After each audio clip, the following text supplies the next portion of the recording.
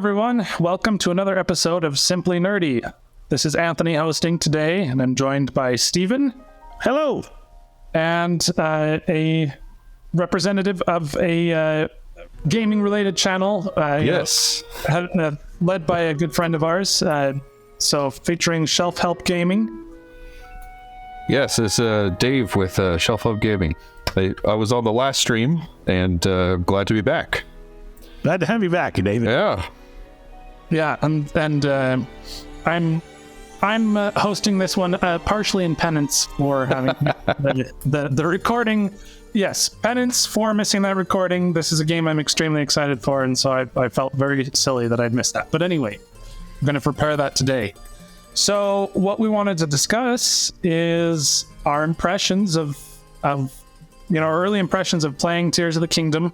What we like, or maybe even some things maybe we don't like. I don't know about you guys, but right now I only have positive things to say. But a couple little nitpicks, but we'll get there. But anyhow, so I'm trying to decide where to start here. Maybe I'll start by giving kind of an overall impression / thesis from where I stand, and then we can kind of qualify our thoughts on everything. So personally for me, the way that I sum up Tears of the Kingdom is it feels like Breath of the Wild, but improved and polished to such a degree that Breath of the Wild itself feels like merely a proof of concept in comparison. Exactly. Yep. It's insane to hear myself say, because Breath of the Wild was my number one game of all time for several years. And anyway, so take that in mind when you hear me speak so soundly against it in comparison.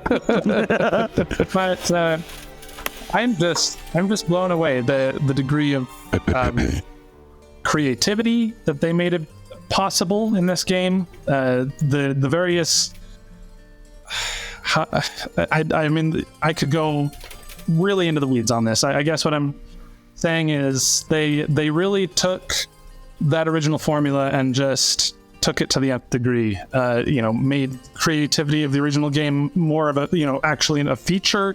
And anyway, I'm rambling.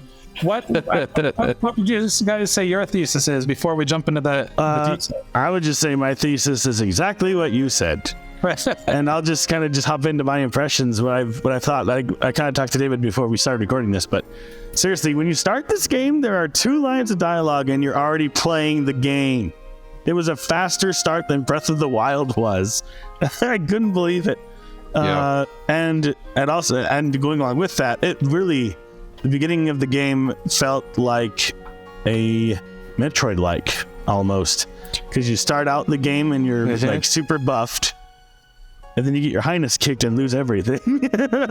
That's a good way of putting it, yeah. Yeah, it's Metroid-like. The last thing I want to say before we get into anyone else's thoughts, which I'll probably add on to, is holy exploration. You start off in an area that's completely unfamiliar. And then the ground level is so different that it feels new. And then you have these underground sections. Like, this world is huge.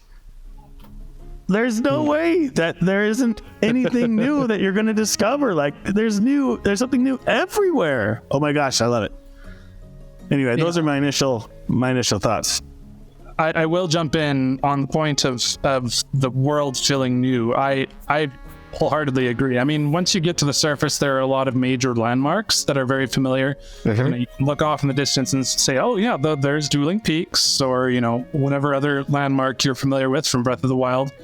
But the familiarity, at least for me, stops there. Yeah, major landmark. Yeah, absolutely. the way it's been altered and the experience that I have, it feels like an alien world. And so it's almost more like, I look at Dueling Peaks and I'm like, how did it get here in this weird world I've never seen before? Seriously. I don't see how people can complain that this is the same map and therefore glorified DLC, because no. Dude. Yeah, definitely. Absolutely out of the question. Go ahead, David. Sorry, we didn't let you chime in. No, that's fine. My thoughts echo yours completely. You know, one thing I was looking forward to is the return of more classic dungeons, because I think that was something that was missing from Breath of the Wild a little bit, as much as how innovative and amazing that game was, you know, in its exploration and you know, just the awe and wonder of this wonderful expansive world they built. I was missing that, and just the opening sequence and the tutorial area there, the Great Sky Island, is just so perfectly peak Zelda in my mind, and I'm hoping that carries throughout the rest of the game. There's hints that you know, after you complete that area, you're dropped into this big expansive world that, like you said, it's the same Hyrule, but so much has changed across the surface that it's like you're discovering everything again. And then on top of that, you've got the Sky Islands that are floating around there, and several different ways and methods to get there in different areas. And then on top of that, or I would say under that, there's a whole different depth. It feels like there's a whole new world under Hyrule that you get to explore. Spoilers, and it's mind-boggling how big this is. Yeah. So, like I said, I haven't. I'm withholding my final verdict of this game, you know, until I finish the main storyline. Absolutely. But it seems to me like there's some that this could definitely be my favorite Zelda game of all time. Oh, I pre-ordered it too. It's so good. It depends on what happens, because after you complete the tutorial islands, which is amazing, you're dropped in this big expansive world that you can go explore and go off in different directions and complete side quests, and it's amazing. But there's 4 areas that you're supposed to investigate, which are supposedly more themed classic Zelda dungeon-esque things. Similar to the Divine Beast in the other area, but they're supposed to be themed toward that area, which I like. But it depends on what happens after you complete those 4 things, which I haven't gotten to yet. If you complete those 4 things and that's the end of the game, you go to the boss fight or whatever, I might be a little bit disappointed. But because that's the one thing I love with Zelda games is you complete the 4 things, you collect everything, and you're like, okay, now you got to go do this other thing. And that was something, again, I was disappointed in Breath of the Wild, because like, if you wanted to, you can go straight to Ganon and fight him. But if you wanted to complete the main story, you just fight the 4 Divine Beasts, you get the Master Sword, and you fight Ganon. It was just kind of, I wanted more from that, you know? I don't know. I mean, I don't need to go too far into the weeds. Let's just say themed dungeons are definitely back. Okay, I can confirm 100%. I just completed the first. It was delightful. It was. And honestly, that was the thing I missed the most in Breath of the Wild. Despite it being, you know, my favorite game, there was part of me that was like, you know, I just wish I could get that nice, you know, cerebral puzzle solving section, you know, just like the traditional Zelda games. I just wanted to have that experience again. You know, I think back on, you know, games like Twilight Princess, for example, where, you know, my favorite memories came from moments like, you know, in the Temple of Time, when you get the Dominion Rod and you're smashing things with the statue. That was hilariously fun to me. And that was something I missed in Breath of the Wild. I don't know. I'm just really tickled that regardless of whether or not it's going to be exactly a 1-for-1 recreation of that experience, it seems like they are doing what they can to bring that back into this new direction for Zelda, and I thoroughly enjoyed it. It was kind of strange because it suddenly felt like, oh wait, this feels even more Zelda now. Yeah. They did. Anyway. Yep. Yeah, and that's how I felt. The Breath of the Wild felt like an awesome game with a Zelda theme on top of it.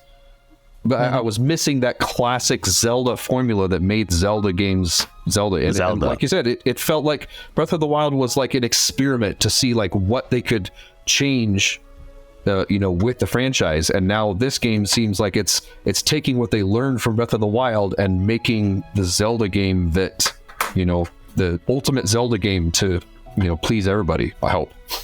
It's So- I mean, the mere fact that again, themed dungeons being my number one request, so they're off to a good start as far as I'm concerned. And there's a lot of other things that I feel like, again, I'm early on in the game, but I've heard some a lot of other complaints being leveraged at things like the music feeling kind of comparatively lackluster in Breath of the Wild. I liked it. I thought its understated nature fit the theme of the game. The music was absolutely beautiful. But I also do think that there's some kind of grandeur, epicness that maybe wasn't quite as recaptured, and it seems like they're doing a little bit more with that. There's been a couple themes that I've found pretty epic so far. Traditional Zelda item progression type thing, like you getting items from the dungeons. Yeah. Without saying too much, it kind of seems like they've found a way to answer to that without it necessarily being something that takes up space in your inventory. That is a true story. Yeah. I won't say more, but there was something they did in that first dungeon that I'm like, oh my gosh, this is like Tears of the Kingdom's version of a collectible item from the dungeons. I don't know why. And I was laughing the whole time because it was so delightful. I loved the whole thing. It's from start to finish. That one thing that I did all the way through, and getting to the end thing that you collect after the end was like, Yeah. No, I'll just leave it at that. It's not. If you're looking for a treasure chest that you open and it does the traditional noise, you're disappointed. Yeah. As far as the functional aspect of getting an item and using it for a certain purpose in the dungeon, they absolutely brought that back. That's awesome. I was hoping for something like that because, like I said, in the tutorial islands.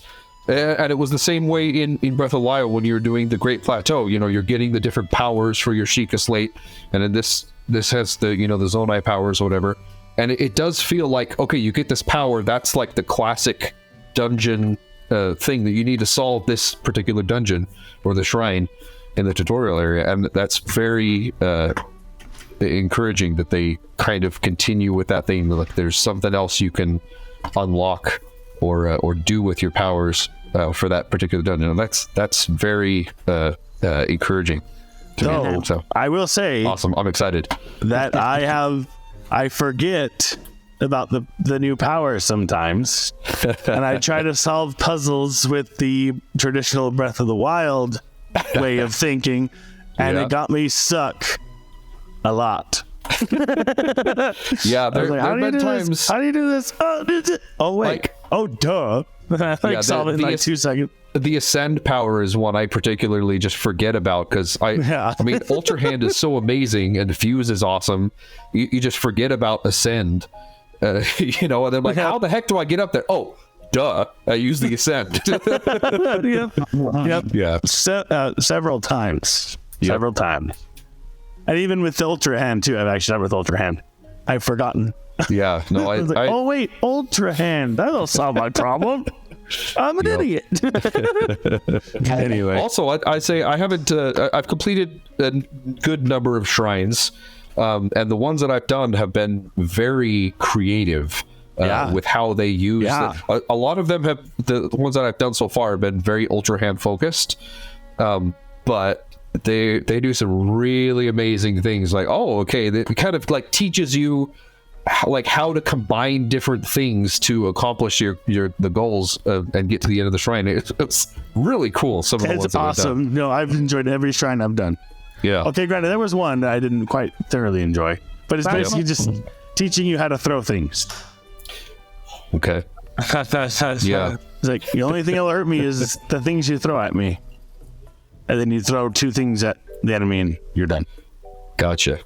So there was a shrine like that I didn't quite enjoy. Yes. But other than that, there are a lot of shrines I do. That was one of the combat trials. Yes. Yeah, they do several combat trials. Like, the only way you can damage this tutorial enemy is if you fight him in this certain way. Yep. So yeah, a couple other awesome things that I have to say about it.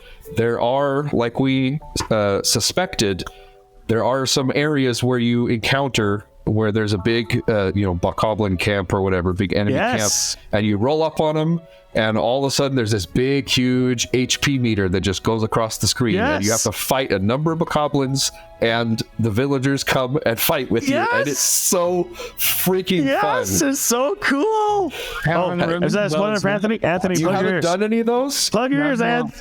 It's so fun. Head mute. The trailer, so that's not surprising to me. But dude, I've only done one of those, but I didn't know that there were villagers fighting with me until like almost the very end, when I was like, wait a second, there's a whole village here with me. The first one I did, they kind of showed up halfway through, and I'm like, okay, this is happening, But then the other ones that I just cleared out this other one with some very high level enemies, and I've completed several shrines and everything, and collected a bunch of Korok seeds, but I haven't turned anything in, so I'm still at the base 4 hearts.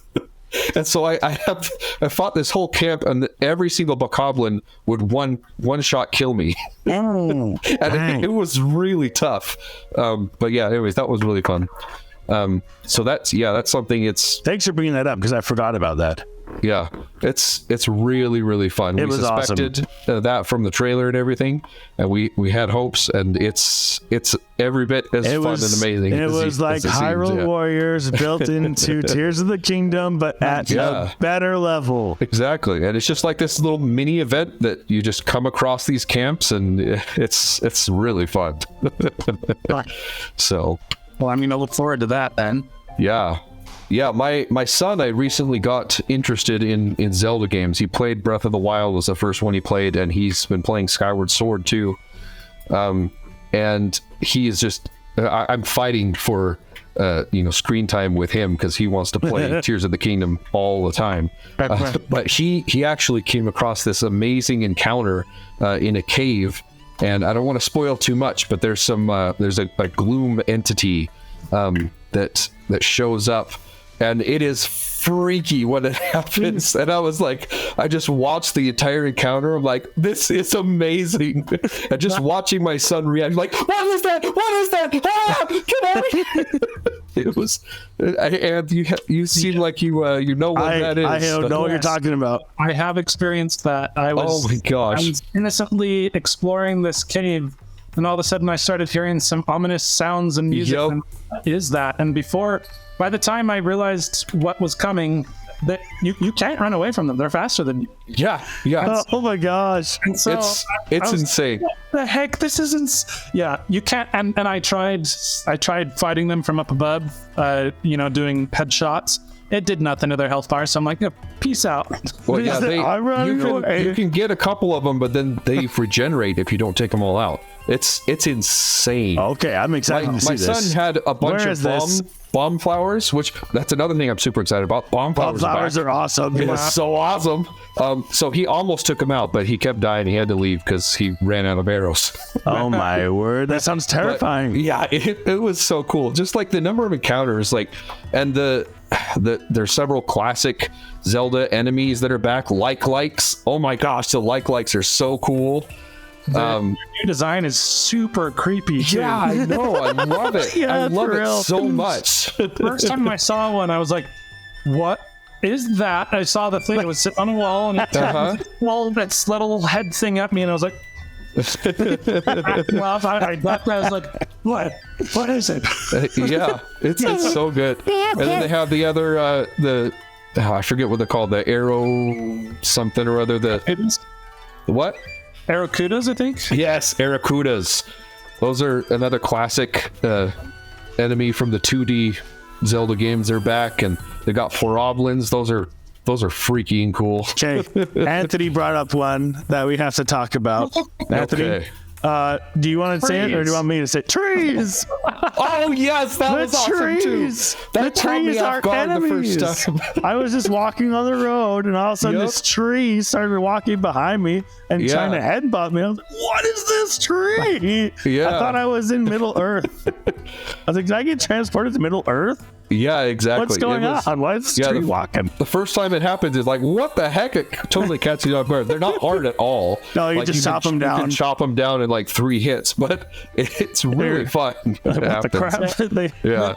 the first, the way I interpreted that encounter after I kind of recovered, because my first reaction, of course, was, what the flip is happening? Yep. And then, as I set the thing on fire and just kind of ran around while it tried to put itself out, I just busted up laughing and I couldn't stop for quite a while. It was just like, what the heck? And then the way I kind of parsed that is, this is Nintendo reacting to people's complaints about the enemy variety in Breath of the Wild. 100%. Okay, we're going to make the very trees your enemies. Yeah. Along with everything else. And so far, it seems like they've added a ton of new enemies. And I haven't even gotten Tons. Far. They even changed the ones that they had existing in Breath of the Wild a little bit too. Yes, yeah, the classic bokoblins and with the horns and all kinds of different things going on. And the Zolfos, they all have a slightly different look to them, and it's great.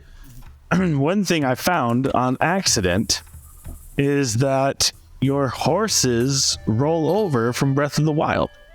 Yes, that's so cool. I caught a horse. I went to register it. I registered it, and then all of a sudden there was like whoop, all my horses from. Yep. And I named my horse Douglas, and then I had 2 Douglases in my horse register. I had to get rid of a Douglas. I was like, sorry, Douglas, you'll have to. The OG Douglas is here now. Sorry, buddy, you can go. Yeah, I thought that was so clever, and they're just like, hey, we've seen you've stayed with us before. Here's all your previous horses. If you have a save game on the same Switch, it just carries over your data. It's awesome. Thank you. I don't have to. Thank you.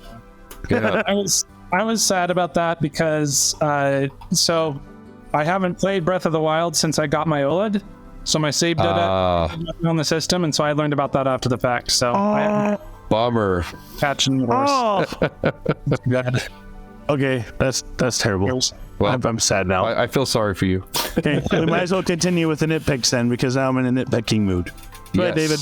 Give me some nitpicks. Okay, so one of my nitpicks with Breath of the Wild was the compendium that you go around taking pictures, cataloging everything, and there were certain things in Breath of the Wild that there were items that for some reason you couldn't take pictures of, and it's compounded in this game. There's so many items that some of them that you could take pictures of in the previous game, and for some reason you can't take pictures of. So it's a little bit weird, like what you can and cannot catalog and add to the compendium.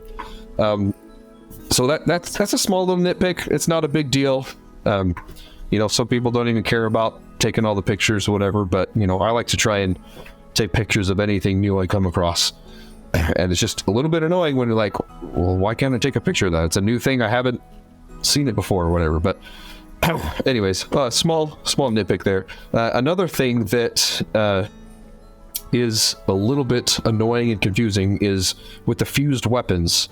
I love what they're doing with it, but sometimes it's a little bit confusing on one, the actual fusing of the weapon, knowing like what it will become or what it will modify.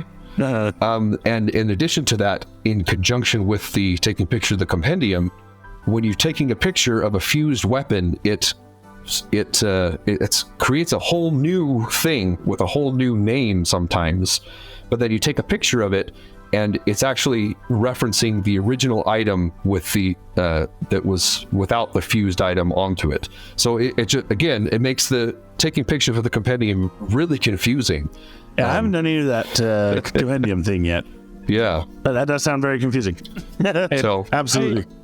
My interpretation for that was they probably needed to keep, there are so many degrees of freedom there that, if you think about it, they'd need to think of a name for, Traveler's Sword plus Apple plus Exactly, yeah. Pepper, whatever it is. I feel sorry for that guy. So I'm pretty sure overtime, buddy. Just like, you know what? We've already gone far enough just creating quote unquote names for fused weapons. Let's not try to make trackable things. I 100% from a game development standpoint, I understand that decision, but it's just confusing as a player when I come across, a magic wand from one of the whiz robes or whatever, and I try to take a picture of it, and it says, "Oh, it's a broadsword or something like that." It's like it's a broadsword with a ruby fuse to it and it becomes a magic rod, But anyways, it's a little bit confusing on there. But absolutely. Another very small nitpick is, why the heck are they calling it gloom? Like, why can't they just call it malice? It's obviously malice. It looks like malice, but doesn't it? For some reason, they're like, oh, let's come up with a completely new thing and we'll call it gloom. And it's just, malice is such. Maybe there's a reason we don't know about it yet. No, I don't know. Yeah, malice does sound cooler. I imagine though that they're probably trying. I interpret gloom as being the next level worse in terms of, because I mean malice doesn't sound worse. No, it doesn't sound worse. But I see where you're coming from. Malice, you start it, it just slowly hurts you. But gloom, you lose, permanent harm. That's true. And so anyway, it's more dangerous. Doesn't sound more dangerous, but it definitely is more dangerous. So it seems like it's something different. I'm going to be switching back over to things I like. Being the UX designer on the panel, I really liked how they handled the menus this time around versus Breath of the Wild. Breath of the Wild was completely horizontal, using the right stick to switch between page after page after page after page. This totally makes sense. R and L buttons to switch to your different pages, and then you got the continuous vertical down and up for all the items in that selection. Although, thank you, that makes sense. I do love that. Although that brings up another nitpick that I completely forgot about on that sorting I brought it up. Your inventory. Yes, it's another issue I have with Breath of the Wild. You can sort your inventory, but only by certain categories, and it's like, sometimes it doesn't even make sense. You sort the weapons by type, and there's other ones that are the same type that are different from each other. And it's like, and that's the only way you can sort your weapons. It's like, why? I want to sort them by power. I want to sort them by damage. I want to sort them by durability. I want to sort why have those options if you can't give us options? So I can agree with that one. So that's fair. Yeah. There's good things, and there's still some things that could be improved upon, and that's one of the things. I totally agree with you. But overall, the UI is awesome. Good job, guys. Yep. One more thing that I really love is the Hudson construction company. I love that nod to the Terrytown quest and everything. And it's not Bolton Construction; it's Hudson's Construction now. I love it. He started his own business or something. Yeah, it's so good. Good. That little first time you come across the guy putting up the signs for Hudson. You're supposed to construct something so that the sign doesn't fall down. I figured that out eventually, but that's not what I did at first, because I just teased the crap out of him. Oh, you just made him drop the sign several times over and over dropping again? it. Yep. Yeah. Do it again. You're an idiot. Do it again. No, I thought that was so hilarious the first time, and then I'm like, please let this be a thing. Please let me just go around the world fixing signs for this guy. And it's a thing. It's so fun. And it gives you fun rewards too. He gives you great rewards for doing it. Every single time. He gives you rupees, he gives you a meal, and he gives you some random item every single time. Yep. And he can be found all throughout the world just putting up these signs. It does get a little bit samey after a while. It does. But I don't care, because it's so fun, and I love that reference to the previous game. So agreed. Oh, my word. I do have a few more things, just rapid fire, that I wanted to throw out. So first of all, we already kind of talked about how excellent Ultra Hand is. I think that the degree of creativity that it allows, we're only scratching the surface. Definitely. I've had so much fun with that. I really love the fuse mechanic, for the way that it kind of revolutionizes my inventory management when it comes to weapons now, weapons and shields, because before, I was just like, well, I don't know how much durability this thing has. I don't know, I don't know, I just obsessed about it. But now, if I'm like, wow, I want that weapon, I don't want to drop anything I have, well, I'll just fuse it to one of my weapons and just keep going on my merry way. I mean, if you think about it, technically you could double your weapon capacity just by fusing to each and every one. I love the way that they've made it so that they put the creativity in your hands with regards to creating elemental weapons. Now, instead of having to hunt down Wizrobes, you just pop a white choo-choo jelly on the end of a weapon, and you can use it to freeze enemies or what have you. I made myself a freezing boomerang with some, just like you're no longer limited to, okay, who do I need to hunt down to get this? Now you just you look at your available, resources and you pop one on. So, and I love how the fuse mechanic made it so that, your inventory actually has meaning now, instead of just, a bunch of random crap that you collect and give to the monster guy. Now you actually use it for something. Yeah, I love it.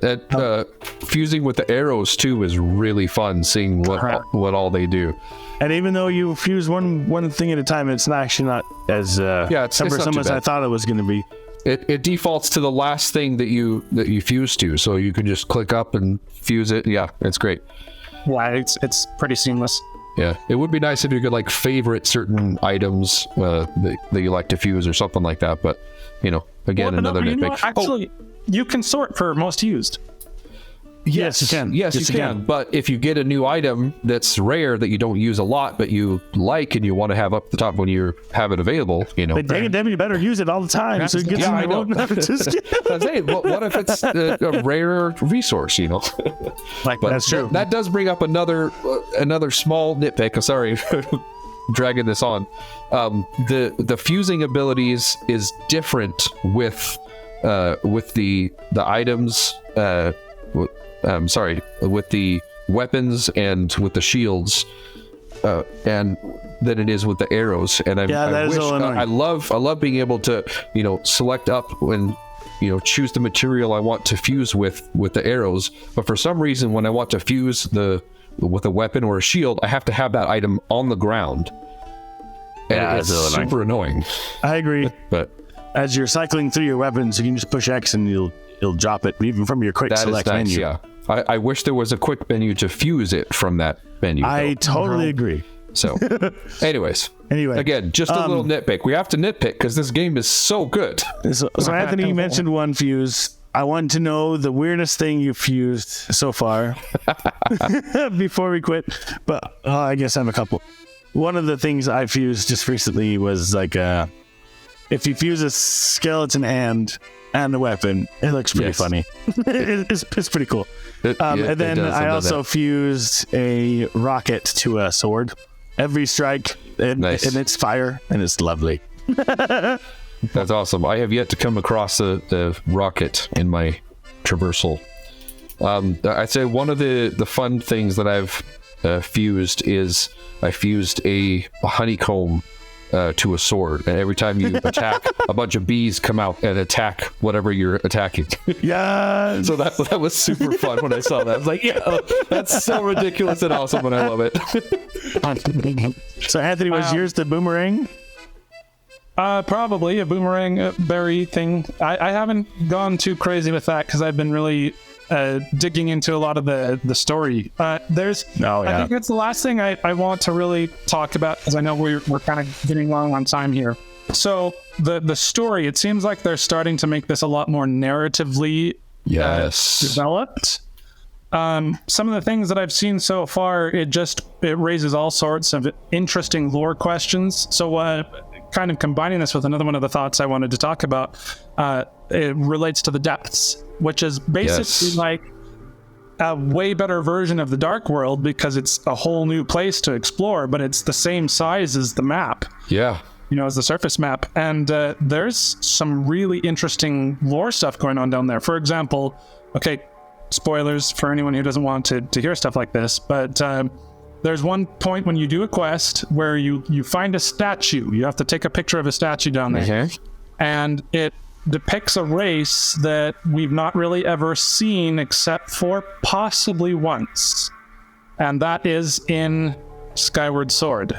There's these creatures that they're all about. I mean, they're all about digging. They live underground, something like that. They look very similar to the thing, and we have not seen them in any game before or since. Yep. Until now, and so now I'm wondering, what sort of interesting lore stuff are they going to develop with this?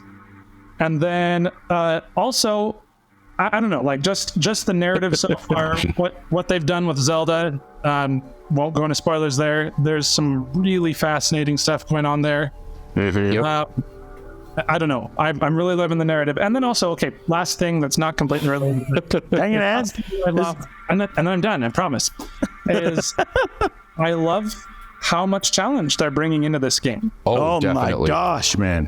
Breath of the Wild was challenging for at least the first little bit, but it didn't stay that way for long. And I don't know if Tears of the Kingdom will have the same fate eventually, but I don't think so. You know, one of the reasons why I'm hopeful is again the depths. I went down there, I fought some enemies, and they instantly affected me with gloom every time they hit me. Yep. And I was like, oh my gosh, Zelda meets Dark Souls. This is insane. You know what?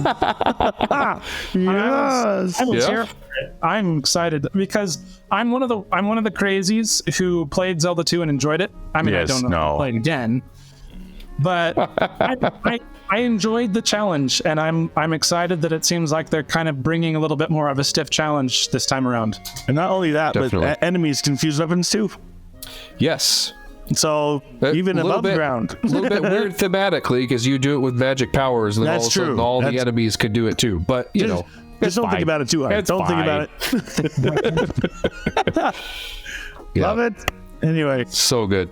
So anyway, I guess that's all my thoughts. Anything else that you guys want to add before we call it? Also, the stone talus, the war taluses or whatever. Fortresses. So good. I actually haven't fought one yet. I've avoided so those. I was like, nope, running away from that thing. Whatever that thing is. No, it's Maybe I'll get great. the courage to fight one in the near future. And then you see those people making those basically Zonai Gundam mech armors that seem like it's being working with creativity. Yeah. It's so good. Anyway, Yep. Well, I'm avoiding any other spoilers online, but once I beat the game, I'm excited to dive in and see what crazy things people create. But Absolutely. from now, I'm staying away from spoilers because I don't want the story spoiled for me. And there'll be a lot more videos like this for us to come for a while because there's so much to find in this game. It's so much. We've It's already so gone good. 40 minutes and we still haven't even touched the surface of the thing. So there's going to be lots more discussions like this. So look forward to that. And obviously, when we all finish the story, who knows when that's going to be? This is a Zelda game; it's open world. Who knows when the whole panel is going to finish? But well, eventually we'll finish, and then we'll give it an official review. But there'll be more impression videos similar to this one in between then and now. So yes, there'll be a lot more to talk about.